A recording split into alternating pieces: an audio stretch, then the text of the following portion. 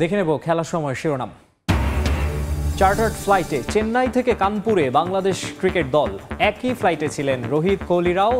দ্বিতীয় টেস্টের আগে 2 দিন অনুশীলন করবে টাইগাররা।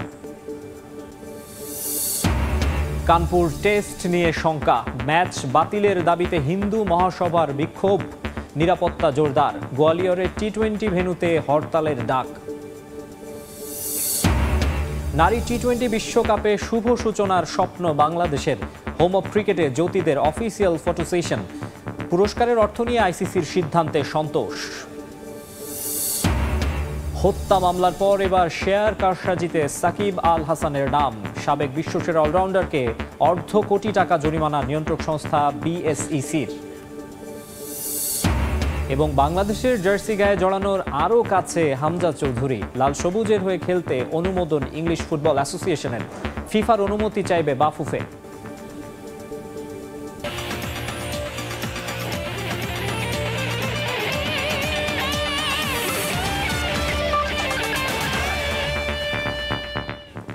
দেখছিলেন শিরোনাম, এবারে বিস্তারিত। শুরুতে ক্রিকেট।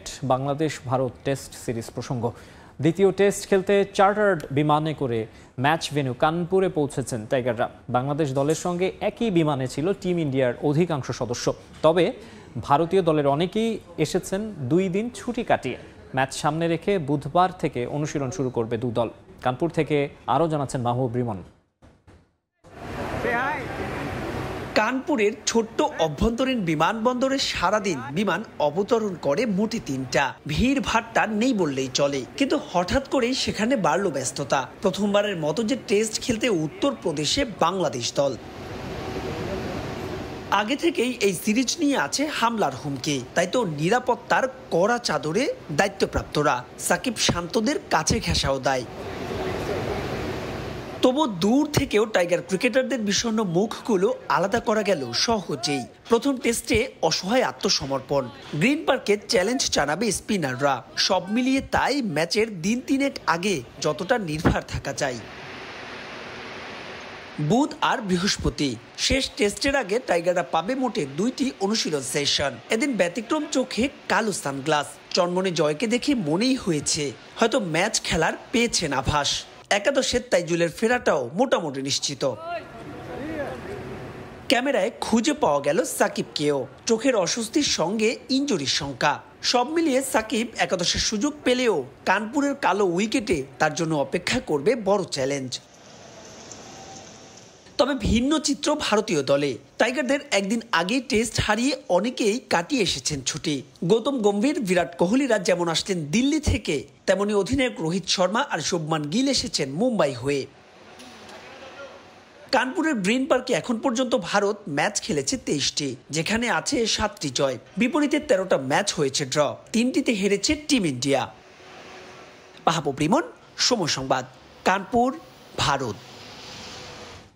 বাংলাদেশ ভারত দ্বিতীয় টেস্ট বাতিলের দাবিতে কানপুরে আগুন জ্বালিয়ে বিক্ষোভ করেছে অখিল ভারত হিন্দু মহাসভা নামক একটি রাজনৈতিক সংগঠন, যার জেরে সংগঠনটির 20 সদস্যের নাম উল্লেখ করে এফআইআর দায়ের করেছে স্থানীয় পুলিশ।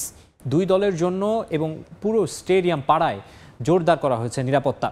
কানপুর থেকে মাহবুব রিমনের রিপোর্টে বিস্তারিত।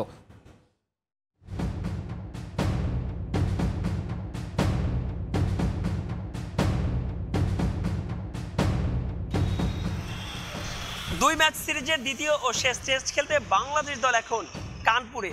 যে ম্যাচ দিয়ে প্রায় 3 বছর পর আভিজাত্যের বনেদি ক্রিকেটে ফিরছে উত্তরপ্রদেশের এই শহরটি। তবে সেই ম্যাচ নয়, ভিন্ন এক কারণে আলোচনায় কানপুরের গ্রিন পার্ক স্টেডিয়াম।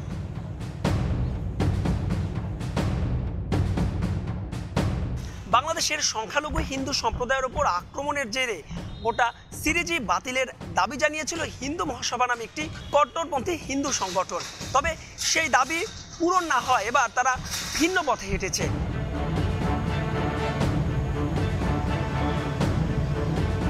প্রায় দীর্ঘ সময় ধরে কানপুরের এই অঞ্চলটি বিজিবির অধীনে। ম্যাচটির 3 দিন আগে অর্থাৎ সোমবার বাংলাদেশ ভারত দ্বিতীয় টেস্ট বাতিলের জন্য বিক্ষোভ করেছে হিন্দু মহাসভার সদস্যরা। শুধু তাই নয়, স্টেডিয়াম এলাকায় তারা আগুনও জ্বালিয়েছে।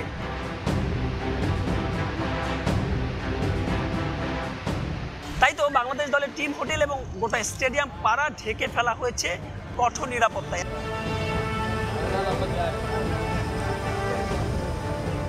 সব মিলিয়ে বাংলাদেশ ভারত দ্বিতীয় টেস্ট নিয়ে যে অনিশ্চয়তা আর জটিলতা তা হয়তো কাটবে না আগামী 27 সেপ্টেম্বর ম্যাচ মাঠে গড়ানোর আগে।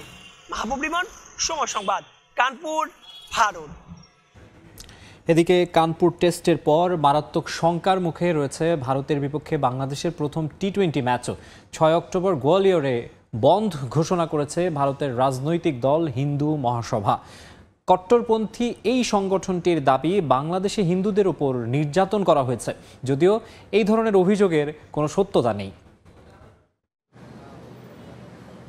ভারতের বিপক্ষে সিরিজে অংশ নেয়ার আগ থেকেই হুমকি পেয়ে আসছে বাংলাদেশ, যদিও সেই হুমকি উপেক্ষা করেই চেন্নাই টেস্ট শেষ করেছে বিসিসিআই। এবার নতুন করে ঝামেলা করতে চাইছে ভারতের কট্টরপন্থী রাজনৈতিক দল হিন্দু মহাসভা। 2 ম্যাচের টেস্ট সিরিজ শেষ করে ভারতের বিপক্ষে 3টি টি-20 খেলবে বাংলাদেশ, যার প্রথমটি অনুষ্ঠিত হওয়ার কথা রয়েছে মধ্যপ্রদেশের গোয়ালিয়রে। এই ম্যাচে যাতে বাংলাদেশ অংশ নিতে না পারে তার জন্য হুমকির পাশাপাশি নতুন করে প্রতিবন্ধকতা তৈরি করেছে সংগঠনটি। ভারত বাংলাদেশের 3 ম্যাচ সিরিজের প্রথম টি-20 অনুষ্ঠিত হবে 6 অক্টোবর। সেদিন গোয়ালিয়রে বন্ধ ঘোষণা করেছে হিন্দু মহাসভা, যার ফলে যোগাযোগ ব্যবস্থা ব্যাহত হওয়ার শঙ্কা রয়েছে। ফলে প্রশ্ন উঠেছে হোটেল থেকে ক্রিকেটাররা কিভাবে ম্যাচ ভেন্যুতে প্রবেশ করবে। জরুরি পণ্য সরবরাহ বন্ধের আওতার বাইরে থাকলেও ক্রিকেটারদের ক্ষেত্রে তা শিথিল হবে না তা ধরেই নেওয়া যায়, কারণ বাংলাদেশ ভারত সিরিজ বাধাগ্রস্ত করতেই এই হরতালে ডাক দিয়েছে সংগঠনটি। হিন্দু মহাসভার দাবি, বাংলাদেশের রাজনৈতিক প্রেক্ষাপট পরিবর্তন হওয়ার পর অন্যায়ভাবে হিন্দুদের নির্যাতন করা হয়েছে, যদিও তাদের এমন অভিযোগের কোনো সত্যতা মেলেনি। তারপরও বাংলাদেশের বিপক্ষে কট্টর অবস্থান নিয়েছে তারা, যার ফলে মারাত্মক শঙ্কায় পড়েছে সিরিজের প্রথম টি-20। এমনকি শঙ্কা তৈরি হয়েছে ক্রিকেটারদের নিরাপত্তা নিয়েও। এস.এম. ইকবাল, সময় সংবাদ। জয় দিয়েই নারী টি-20 বিশ্বকাপ শুরু করতে চায় বাংলাদেশ। প্রথম ম্যাচ জিততে পারলে সেমিফাইনাল খেলাও অসম্ভব নয় বলে মনে করছেন অধিনায়ক নিগার সুলতানা জ্যোতি। 3 বিভাগেই ক্রিকেটারদের কাছে সেরাটা চান অধিনায়ক। বিশ্বকাপে ছেলেদের সমান প্রাইজ মানি হওয়ায় অনুপ্রাণিত ক্রিকেটাররা। পরিকল্পনা বাস্তবায়ন করতে পারলে স্বপ্ন পূরণ কঠিন হবে না বলে মনে করেন কোচ হাসান তিলকারত্নে। বিশ্বকাপ সামনে রেখে মিরপুরে অনুষ্ঠিত হয়েছে নারী দলের আনুষ্ঠানিক ফটো সেশন। বৃহস্পতিবার বিশ্বকাপ খেলতে দেশ ছাড়বে বাংলাদেশের মেয়েরা।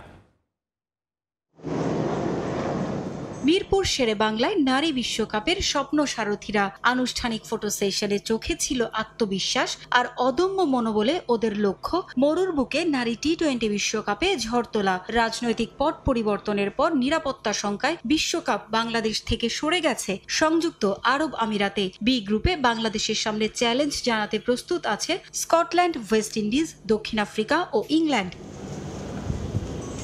2014 সালে টি-20 বিশ্বকাপে শ্রীলঙ্কার বিপক্ষে একমাত্র জয়টা এসেছিল বাংলাদেশের। এরপর বিশ্বকাপ শুধু এসেছে আর গেছে, জয় অধরাই থেকেছে। এটা বড় এক আক্ষেপ অধিনায়ক জ্যোতির কাছে। 2014 ছাড়া কিন্তু ওয়ার্ল্ড কাপে একটা আমরা সিঙ্গেল ম্যাচ উইন করতে পারিনি। ভালো ক্রিকেট খেলছি, বাট আলটিমেটলি ভালো ক্রিকেট খেলার আসলে কোনো মানে না যদি আপনি ম্যাচ উইন করতে না পারেন। বিশ্বকাপে অন্তত একটা জয় চায় বাংলাদেশ। এরপর ফ্লো চলে আসলে এই দল নিয়ে সেমিফাইনাল খেলা অসম্ভব নয় বলেও মনে করেন জ্যোতি। প্রথমে ম্যাচ উইন করার টার্গেট থাকবে এবং সেকেন্ড হচ্ছে যখন আমরা এই ফ্লোটা পাবো, আমার কাছে মনে হয় আমাদের যে টিম এই ফ্লোতে অবশ্যই সেমিফাইনাল কে না খেলতে চাই। সো আমাদের টার্গেট থাকবে সেভাবেই। এবং আমরা জানি যে আমাদের ক্রিকেটটা যদি আমরা এক ধাপ এগিয়ে নিতে চাই তাহলে ওয়ার্ল্ড কাপের মতো বড় স্টেজ আর হতে পারে না। আবুধাবিতে নারী দলের খেলার অভিজ্ঞতা থাকলেও সার্জার উইকেটে একেবারেই নতুন। তবে বিশ্বকাপের আগে 2টি প্রস্তুতি ম্যাচের অভিজ্ঞতা কাজে আসবে বলে মনে করেন অধিনায়ক। নির্দিষ্ট কোনো ইউনিট নয়, 3 বিভাগেই ভালো করার তাগিদ তার। 2022-এ আমরা খেলেছি আবুধাবিতে। আবুধাবির উইকেটগুলো অনেক বেশি সুন্দর ছিল। এখন নতুন একটা সার্জা আমাদের জন্য টোটালি বলবো যে নতুন একদম ভেন্যু, বাট স্টিল 2টা প্র্যাকটিস ম্যাচ যেহেতু আমরা খেলবো, ওখান থেকে মোরালেস কিছু একটা আমরা কিন্তু আইডিয়া পাবো। বিশ্বকাপের প্রথম ম্যাচ দিয়ে নিজের 100তম টি-20 ম্যাচ খেলার মাইল ফলক ছোবেন জ্যোতি। আইসিসি ছেলেদের বিশ্বকাপের মতো নারী বিশ্বকাপেও প্রাইজ মানি সমান করায় অনুপ্রাণিত ক্রিকেটাররা। এটা অনেক ভালো, আমি বলবো যে একটা গ্রেট ইনিশিয়েটিভ বাই আইসিসি, কারণ এতে করে দেখা যাচ্ছে অ্যাটলিস্ট আইসিসি তো বৈষম্য করতেছে না। এটা খুব ভালো একটা বিষয়। এটা খুবই ভালো। এবং আমাদের মেয়েদের ক্রিকেটে বলবো যে অনেক জায়গা দেখছি যে অনেক বেশি পরিবর্তন হচ্ছে, বাংলাদেশেও হচ্ছে। সো ফার এটা বলবো যে পুরো টিমকে কিন্তু অন্যরকম একটা জাস্ট না, এই ভালো করলে একটু ভালো কিছু পাওয়ার সম্ভাবনা আছে। কোচ তিলকারত্নেকে আশা জাগাচ্ছে সবশেষ শ্রীলঙ্কা সিরিজের ফলাফল। Played against Sri Lanka, there are some positive battering displays, so we're very much confident that they will. It's all about it's about your confidence levels. So they are confident enough, I suppose, and I'm sure they will go out there and do the needful. Parvin Akter, সময় সংবাদ, ঢাকা। নারী টি-20 বিশ্বকাপে বাংলাদেশের pace অ্যাটাকে বড় ভূমিকা রাখতে চান অভিজ্ঞ পেসার জাহানারা আলম। আরব আমিরাতে অনুষ্ঠেয় বিশ্বকাপে বাংলাদেশের ভালো সম্ভাবনা দেখছেন ৩১ বছর বয়সী এই ক্রিকেটার। রুমানা সালমাদের মতো অভিজ্ঞ ক্রিকেটাররা যেখানে ব্যর্থ, সেখানে ঘরোয়া ক্রিকেটে দাপুটে পারফরম্যান্স উপহার দিয়ে বিশ্বকাপের দলে জায়গা করে নিয়েছেন জাহানারা। এশিয়া কাপ জয়ী এই ক্রিকেটারকে এখনও রোমাঞ্চিত করে দেশের নারী ক্রিকেটের সেরা অর্জন। দলের জুনিয়রদের কাছেও অনুপ্রেরণার নাম জাহানারা। অবসরের পর ভবিষ্যতে ক্রিকেট বোর্ডে নারী ক্রিকেটের উন্নয়নে ভূমিকা রাখতে চান জাহানারা। নারী টি-20 বিশ্বকাপ সামনে রেখে আমাদের সঙ্গে আছেন দেশের অভিজ্ঞ ক্রিকেটার জাহানারা আলম। আজ আমরা শুনব বিশ্বকাপ সামনে রেখে তার লক্ষ্য এবং স্বপ্নের কথা। জাহানারা, কেমন আছেন? আলহামদুলিল্লাহ, খুব ভালো আছি। আপনি কেমন আছেন? ভালো আছি। জাহানারা, আপনার ঝুলিতে যেটা আছে সেটা অনেকের নেই এই দলে, যে আপনি আমাদের দেশের ক্রিকেটের সবচেয়ে বড় অর্জন যেটা এশিয়া কাপ দলের জয়ী দলের সদস্য ছিলেন। তো বিশ্বকাপের আগে সে অনুভূতিটা কি আপনাকে অনুপ্রেরণা যোগায় কিনা? ডেফিনেটলি, ওটা তো আমাদের জন্য সবথেকে বড় অর্জন, আর এটা আমাদের সব সময় মোটিভেশন দেয়। ইনফ্যাক্ট আমার জন্য বিশেষ করে সব কিছুতেই আমি আসলে মোটিভেশন পাই। এমনকি কোনো ফ্যান্স যদি একটা পজিটিভ কমেন্ট করে সেখান থেকেও মোটিভেশন পাই।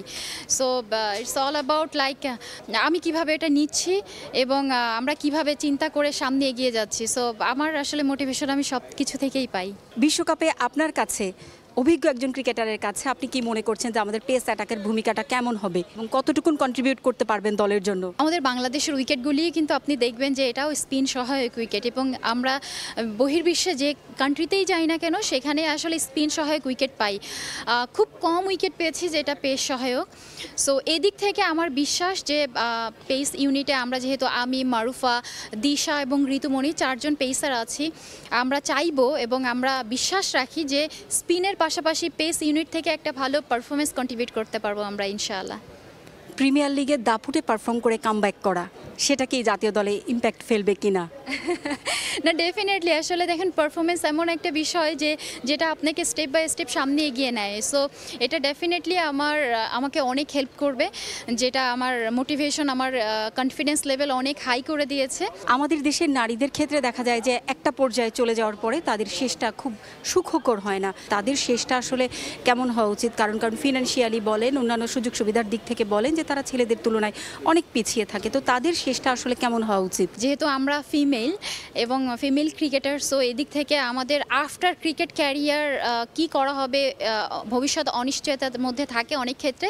তবে রিসেন্ট পাস্টে আমরা দেখেছি বোর্ড থেকে আমাদের সিলেক্টর সাহেব এবং আমাদের হেড অফ ওমেন্স উইং ওনারা বলেছেন যে তারা আহ্বান জানিয়েছেন যারা রিটায়ার্ড করবে, যারা লম্বা সময় বাংলাদেশ টিমকে সার্ভিস দিয়েছে, তো তাদের জন্য সিলেক্টরের পোস্ট থেকে শুরু করে কোচিং পোস্ট এবং বিভিন্ন পোস্ট তাদের জন্য ওপেন রয়েছে। So it is really huge for us যে আমাদের ভবিষ্যৎ আর অনিশ্চয়তার মধ্যে থাকবে না ইনশাআল্লাহ। ওয়েল, আমার মনে হয় যে I am very poor about umpiring, আমার একটু ইন্টারেস্ট কম। সো ইন ফিউচারে দেখা যাবে আফটার ক্রিকেট কি করা যায়। পারভিন আক্তার, সময় সংবাদ, মিরপুর শেরেবাংলা জাতীয় ক্রিকেট স্টেডিয়াম, ঢাকা। হত্যা মামলার পর এবার শেয়ার কারসাজিতে জাতীয় দলের ক্রিকেটার সাকিব আল হাসানের নাম। সিকিউরিটিজ আইন ভঙ্গ করায় সাবেক এই সংসদ সদস্যকে 50 লাখ টাকা জরিমানা করেছে বিএসইসি। একই অভিযোগে আবুল খায়ের হিরু সহ 7 ব্যক্তি এবং প্রতিষ্ঠানকে 1,63,00,000 টাকা জরিমানা করা হয়েছে। ঝামেলা যেন কিছুতেই পিছু ছাড়ছে না সাবেক সংসদ সদস্য বাংলাদেশ জাতীয় দলের ক্রিকেটার সাকিব আল হাসানের। দেশসেরা ক্রিকেটার সাকিব নানা ব্যবসায় যুক্ত হওয়ার পর নামেন পুঁজিবাজারে। যৌথ অংশীদারিত্বে খোলেন ব্রোকারেজ হাউস মোনার্ক হোল্ডিংস। কয়েক বছর ধরে বেশ আলোচনায় পুঁজিবাজারে সাকিবের বিনিয়োগ। নানা সময়ে উঠেছে কারসাজির অভিযোগ, তবে এর আগে তাকে কোনো জরিমানা বা শাস্তি দেয়নি পুঁজিবাজার নিয়ন্ত্রণ সংস্থা Bangladesh securities and exchange commission BSEC। একটা সময় সংস্থাটির শুভেচ্ছা দূত ছিলেন তিনি। তবে গত মাসের শেষ দিকে সাকিবকে বিশেষ দূত থেকে বাদ দেওয়ার পর এবার তাকে শেয়ার কারসাজির দায়ে জরিমানা করল BSEC। পুঁজিবাজারে তালিকাভুক্ত বিমা খাতের কোম্পানি প্যারামাউন্ট ইন্স্যুরেন্সের শেয়ারের মূল্য গত বছরের 17 আগস্ট থেকে 19 সেপ্টেম্বর কারসাজির মাধ্যমে বৃদ্ধির অভিযোগ প্রমাণ হয়েছে। সিকিউরিটিজ আইন ভঙ্গ করার দায়ে সাকিব আল হাসানকে 50 লাখ টাকা জরিমানা করা হয়েছে। একই অভিযোগে আবুল খায়ের হিরুকে জরিমানা করা হয়েছে 25 লাখ টাকা। সব মিলিয়ে 7 ব্যক্তি ও প্রতিষ্ঠানকে 1,63 লাখ টাকা জরিমানা করেছে পুঁজিবাজার নিয়ন্ত্রণ সংস্থা। সূত্র বলছে সাকিব আল হাসান সহ একটি সংঘবদ্ধ গোষ্ঠীর হয়ে পুঁজিবাজারে বিভিন্ন কোম্পানির শেয়ার নিয়ে কারসাজির সঙ্গে যুক্ত ছিলেন আবুল খায়ের হিরু। ইয়ানুর শিফাত, সময় সংবাদ, ঢাকা। ফুটবলের খবর আরও এক ধাপ এগুলো হামজা চৌধুরীর বাংলাদেশ জাতীয় দলে খেলার প্রক্রিয়া। লাল সবুজের হয়ে খেলার অনুমতি চেয়ে ইংলিশ ফুটবল অ্যাসোসিয়েশনে চিঠি দেয়া হলে ইতিবাচক সাড়া মিলেছে EFA থেকে। বাংলাদেশের হয়ে খেলতে হামজা চৌধুরীকে অনাপত্তিপত্র দিয়েছে ইংলিশ ফুটবল অ্যাসোসিয়েশন। পরবর্তী প্রক্রিয়া সম্পন্নের জন্য ইতোমধ্যেই ফিফার প্লেয়ার স্ট্যাটাস কমিটির কাছে চিঠি দিয়েছে বাফুফে। আগামী 1 মাসের মধ্যে এই প্রক্রিয়া শেষ হবে বলে জানান বাফুফের সাধারণ সম্পাদক ইমরান হোসেন তুষার। আর কয়েকটা ধাপ, এরপরে বাংলাদেশের জার্সি গায়ে মাঠে নামার অপেক্ষা ফুরাবে ব্রিটিশ বংশোদ্ভূত হামজা চৌধুরীর। অনেকদিন ধরে চলা গুঞ্জনের অবসান হয় হামজার কাছ থেকে ইতিবাচক সাড়া পাওয়ার পর। এরপর বেশ কিছু ধাপ অতিক্রম করে এবার বাংলাদেশের হয়ে খেলার খুব কাছাকাছি লেস্টার সিটিতে খেলা এই ফুটবলার। ইংল্যান্ড বয়সভিত্তিক দলের হয়ে খেলায় বাংলাদেশের জার্সিতে মাঠে নামায় অপরিহার্য বিষয় ইংল্যান্ড ফুটবল অ্যাসোসিয়েশনের অনুমতি। হামজার পাসপোর্টের কাজ শেষ হওয়ার পরেই FA এর কাছে অনুমতি চেয়ে চিঠি দেয় বাংলাদেশ ফুটবল ফেডারেশন। দেশটির ফুটবল অ্যাসোসিয়েশন থেকে মিলেছে সবুজ সংকেত। বাংলাদেশের হয়ে খেলতে হামজা চৌধুরীকে অনাপত্তিপত্র দিয়েছে FA। যেহেতু হামজা চৌধুরী অলরেডি ইংল্যান্ডের হয়ে খেলেছে, তো একটু তার প্রক্রিয়াটা আলাদা। আমরা অলরেডি সে NOC আমাদের দিয়েছে যে সে বাংলাদেশের জন্য খেলতে আগ্রহী। ওই NOC লেটার নিয়ে আমরা ইংলিশ ফুটবল অ্যাসোসিয়েশনের কাছে আবেদন করেছিলাম এবং ইংলিশ ফুটবল অ্যাসোসিয়েশন আমাদের NOC দিয়েছে। ইংলিশ ফুটবল থেকে ইতিবাচক সাড়া পাওয়ার পরই ফিফা বরাবর আবেদন করেছে বাফুফে। আর মাত্র একটা ধাপ অতিক্রম করলে ইংল্যান্ডের হামজা হয়ে যাবেন লাল সবুজের। ফিফার প্লেয়ার স্ট্যাটাস কমিটির অনুমতি পেলে আর কোনো বাধা থাকবে না লাল সবুজ জার্সিতে তার মাঠে নামতে। আগামী 1 মাসের মধ্যেই এই প্রক্রিয়া সম্পন্ন হবে বলে প্রত্যাশা সাধারণ সম্পাদক ইমরান হোসেন তুষারের। ইতিমধ্যেই ফিফাকে ওই NOC ইংলিশ FA NOC দিয়ে আমরা অ্যাপ্লাই করে দিয়েছি। সো আশা করছি নেক্সট স্টেপে হচ্ছে প্লেয়ার স্ট্যাটাস কমিটি আছে ফিফার, ওদের অ্যাপ্রুভাল পেলেই আমরা আসলে হামজা চৌধুরী বাংলাদেশের হয়ে খেলতে পারবে। নর্মালি 1 মান্থের মধ্যে এটা হয়ে যাবে বলে আমি আশা রাখি। আর যদি কোনো এডিশনাল রিকোয়ারমেন্ট থাকে তারা আমাদের জানাবে, তখন আমরা ওই এডিশনাল ডকুমেন্টসগুলো আবার তাদের প্রোভাইড করব। আমার মনে হচ্ছে আমরা হয়তো নভেম্বরের উইন্ডোতে সে খেলতে পারবে। যদি সব কিছু পেপার ওকে থাকে তাহলে অবশ্যই খেলতে পারবে। ধারণা করা হচ্ছে নভেম্বর উইন্ডোতে বাংলাদেশের জার্সিতে মাঠে দেখা যেতে পারে হামজা চৌধুরীকে। তাজিন খন্দকার, সময় সংবাদ, ঢাকা। লা লিগার শীর্ষে থাকা বার্সেলোনার সঙ্গে পয়েন্ট ব্যবধান কমাতে রাতে মাঠে নামছে রিয়াল মাদ্রিদ। সান্তিয়াগো বার্নাবিউতে তাদের প্রতিপক্ষ দেপোর্তিভো আলাভেস। ম্যাচ শুরু হবে রাত 1টায়। রিয়াল মাদ্রিদের কোচ হিসেবে 300তম ম্যাচে দায়িত্ব পালনের মাইলফলক স্পর্শ করবেন কোচ কার্লো অ্যানচেলোত্তি। এদিকে ইংলিশ লিগ কাপে ওয়াটফোর্ডের মুখোমুখি হবে ম্যান সিটি, আর চেলসি খেলবে ব্যারোর বিপক্ষে। এই ম্যাচ দুটি শুরু হবে রাত 1:15টায়। এমবাপ্পে, ভিনি, রদ্রিগো, বেলিংহ্যাম এমন আক্রমণ ভাগ নিয়ে স্বস্তির ঢেকুর তুলবে যে কেউ। তবে ঘরোয়া লিগে 2 ম্যাচে ড্র করায় লা লিগায় পয়েন্ট টেবিলের শীর্ষস্থান হারিয়েছে রিয়াল মাদ্রিদ। যদিও সময়ের সঙ্গে নিজেদের মানিয়ে নিচ্ছেন মাদ্রিদিস্তারা। লা লিগায় শীর্ষস্থানের লড়াইয়ে ঘরের মাঠে এবার অল হোয়াইটদের প্রতিপক্ষ দেপোর্টিভো আলাভেস। লা লিগায় প্রায় 1 বছর ধরে অপরাজিত রিয়াল মাদ্রিদ। অপেক্ষাকৃত দুর্বল দলের বিপক্ষে জয়ের বিকল্প কিছুই ভাবছেন না কোচ কার্লো অ্যানচেলোত্তি।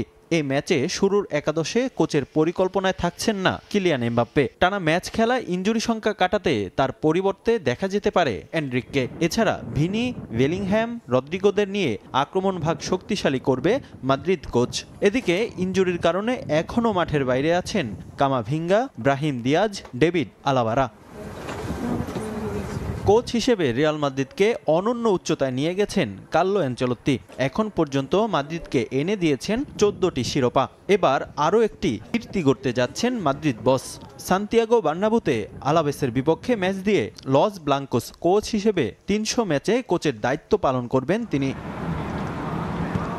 এদিকে ইংলিশ লিগ কাপে তৃতীয় রাউন্ডের ম্যাচে ম্যানচেস্টার সিটির প্রতিপক্ষ ওয়াটফোর্ড। ঘরের মাঠে ইপিএলে সবশেষ ম্যাচে আর্সেনালের বিপক্ষে ড্র করেছে সিটিজেনরা। তবে লিগ কাপের ম্যাচে এতিহাদে জয় দিয়ে দর্শকদের মুখে হাসি ফোটানোর অপেক্ষায় আর্লিং হল্যান্ডরা। তবে এ ম্যাচে নতুন করে একাদশ সাজাতে হচ্ছে কোচ পেপ গার্দিওলাকে। ইনজুরির কারণে এই ম্যাচে নেই ডি ব্রুইনা। এছাড়া লিগামেন্ট ইনজুরির কারণে দীর্ঘ সময়ের জন্য মাঠের বাইরে রদ্রি। পরিসংখ্যানের হিসেবে অবশ্য স্বস্তিতে থাকছেন সিটিজেনরা। শেষ 5 বারের দেখায় সবকটিতেই জয় পেয়েছে সিটি।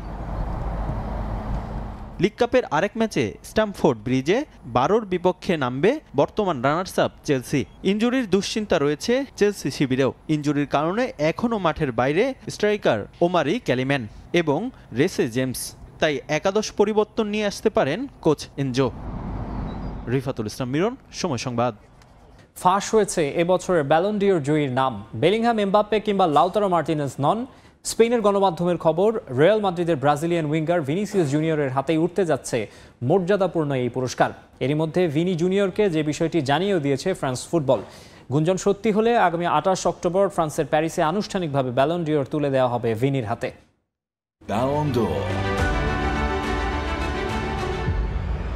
কোটি টাকার প্রশ্ন, কার হাতে উঠবে ব্যালন ডিওর? ফুটবল বিশ্বের সবচেয়ে মর্যাদাপূর্ণ ব্যক্তিগত পুরস্কার বলা হয় ব্যালন ডিওরকে, যৌথভাবে যা দিয়ে থাকে ইউএফা ও ফ্রান্স ফুটবল।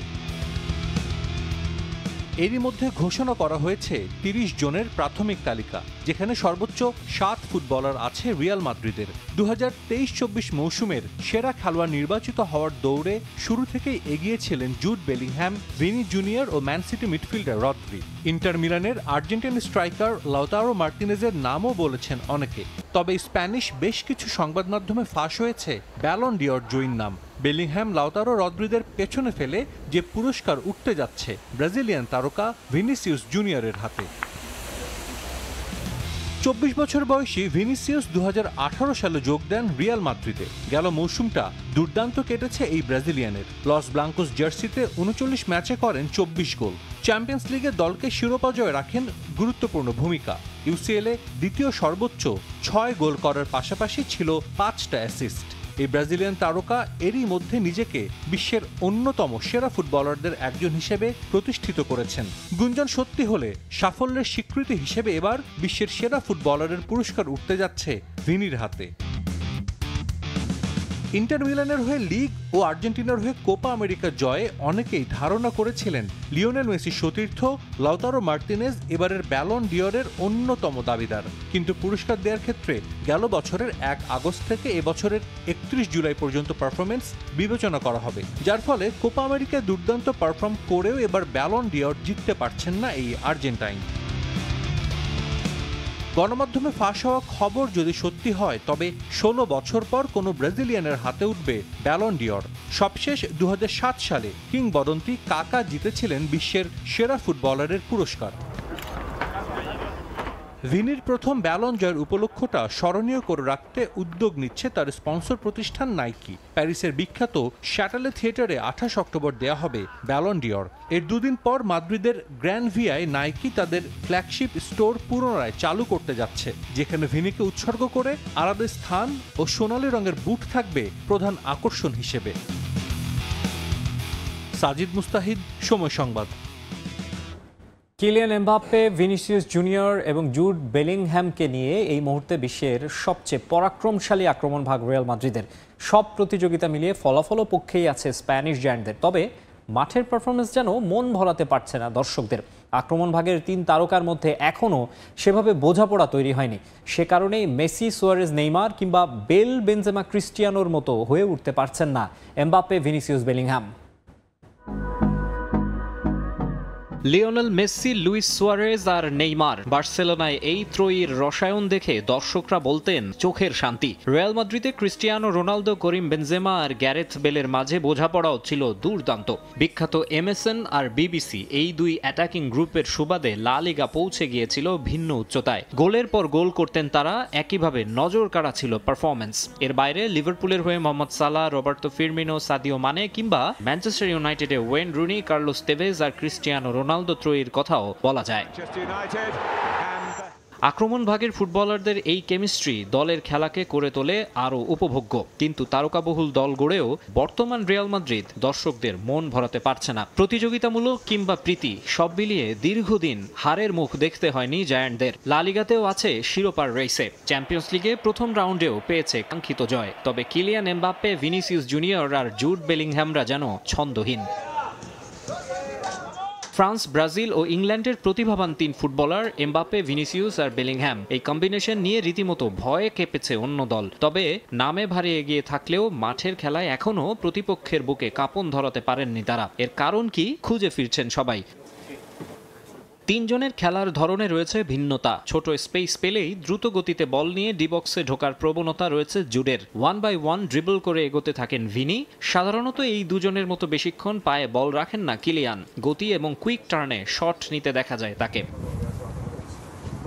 কিন্তু সমস্যাটা হচ্ছে সমন্বয় হচ্ছে না ঠিকঠাক। আসলে 3 জনই লেফট উইংয়ে খেলতে বেশি স্বাচ্ছন্দ্য বোধ করেন। বল পাসিং এর ক্ষেত্রেও দেখা যায় অনীহা। শেষ মুহূর্তের নায়কোচিত গোল স্কোরে বেশি আগ্রহ বেলিংহ্যামের। টানা 3 মৌসুম ডাবল ডিজিট অ্যাসিস্ট থাকলেও একই টেন্ডেন্সি ভিনিসিয়াসেরও। গোলের জন্য প্রথমে নিজে চেষ্টা করেন ব্রাজিলিয়ান স্টার। আর এই মুহূর্তে মাদ্রিদের অ্যাটাকিং ট্রাইওর মূল কালপ্রিট এমবাপ্পে। নিজে গোল করা ছাড়া যেন আর কিছুই বোঝেন না ফরাসি তারকা।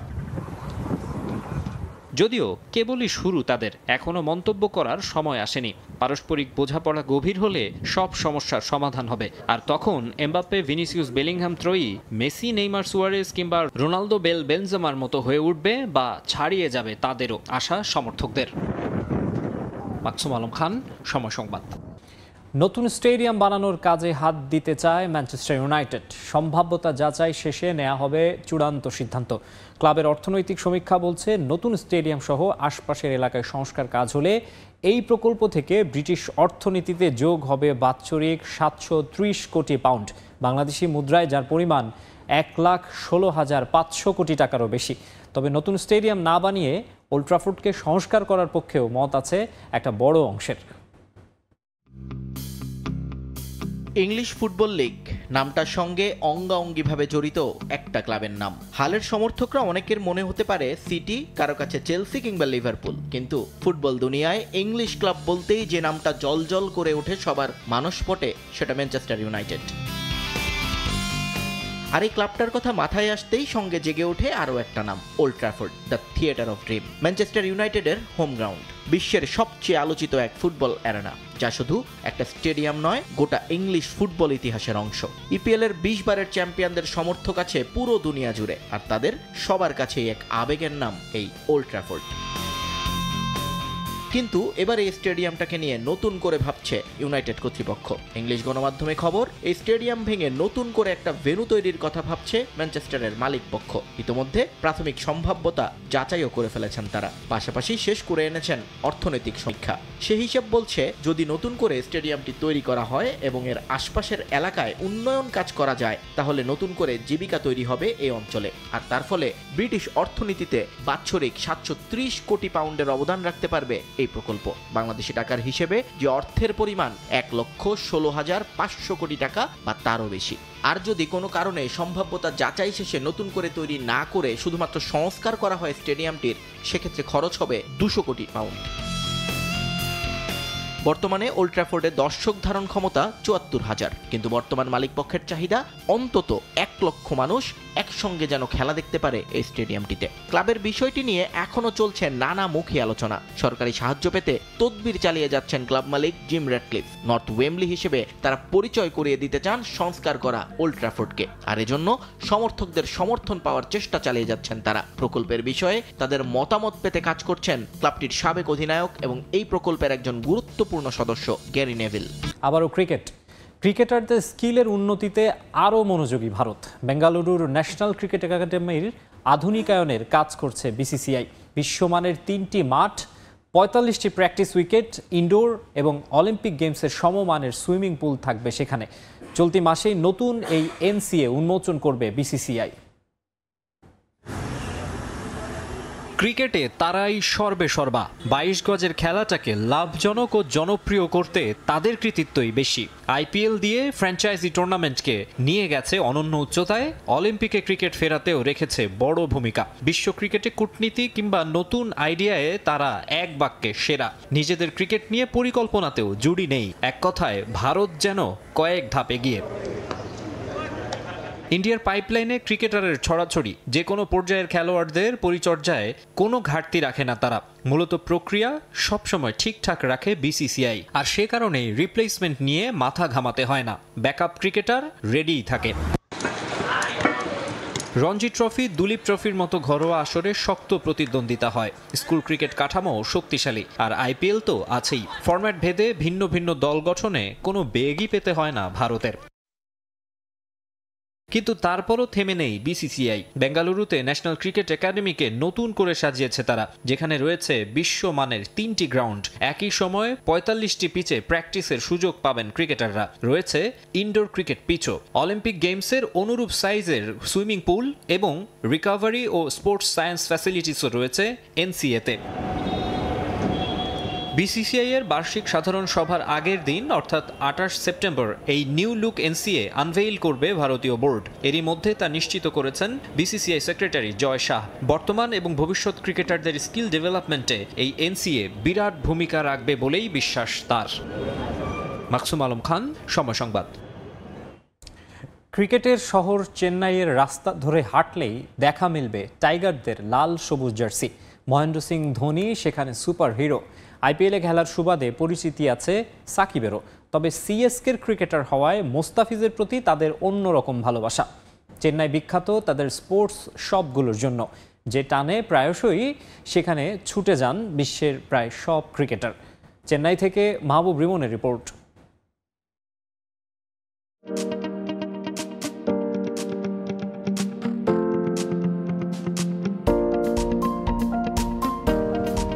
ট্রাফিকের শহর, দোসা, ইডলি, মন্দির, মসজিদ, মোটর গাড়ির শিল্প, দাবা কিংবা ক্রিকেটের শহর। রাঁচির ছেলে হয়েও মহেন্দ্র সিং ধোনির শহর। চেন্নাই মোস্তাফিজের শহরও।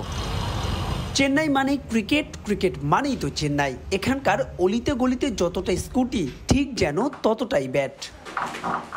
চেন্নাইয়ের পথে প্রান্তরে দেখা মিলবে জার্সির রকমারি বাহার। খুঁজে পাওয়া যাবে আমাদের লাল সবুজ সাকিব লিটনকেও। প্রায় 1800 কিলোমিটার দূরত্ব ঘুচিয়ে ধোনি এখানকার ক্রিকেট ঈশ্বর। চেন্নাই সুপার কিংসের জার্সিতে খেলায় মুস্তাফিজের জন্য তাদের প্রগাঢ় ভালোবাসা।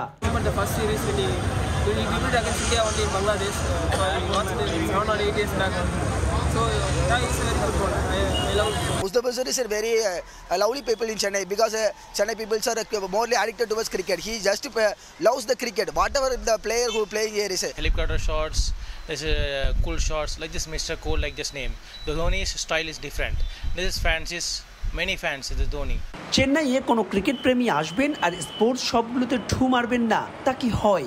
সবগুলোই যেন দৃষ্টিনন্দন। নান্দিকতা, শৈল্পিকতায় অনন্য সাধারণ। শুধু ক্রেতারাই নন, যে লোভ সামলাতে পারেন না ক্রিকেটাররাও। ভারতের সব ক্রিকেটার এখানকার নিয়মিত ক্রেতা।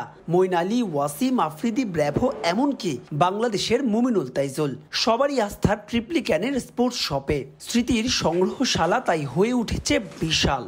চেন্নাইয়ের এই স্পোর্টস শপগুলো একটার চাইতে যেন আরেকটা বেশি গোছালো, বেশি মনোরম। দেখে মনে হবে জীবন্ত কোনো আর্কাইভ, জাদুঘর কিংবা মাঠের মধ্যে আছেন আপনি। ইতিহাস আর ঐতিহ্য যেখানে মিলেমিশে একাকার। Sir, it's all very good, all positive players. You know, they all deserve to be in the national team.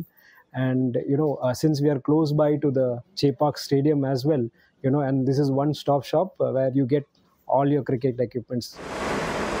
নানা কারণে ভারতের অন্য রাজ্যগুলোর তুলনায় তামিলনাড়ু ব্যতিক্রম ছবির চাইতেও সুন্দর শহর চেন্নাই, যেখানে আসলে আপনি বুঝতে পারবেন ক্রিকেট শুধু খেলা কিংবা দেখাই নয়, ক্রিকেটকে কিভাবে ধারণ করতে হয়।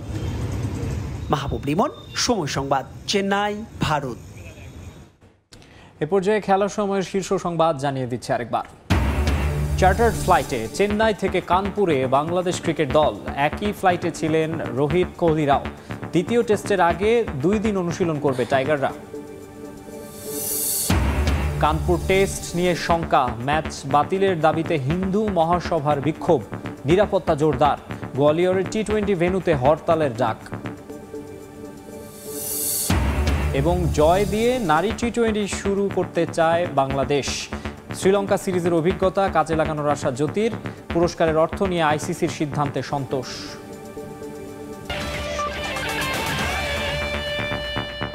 এই ছিল খেলার সময়ের এখনকার আয়োজনে, সঙ্গেই থাকুন সময়ের।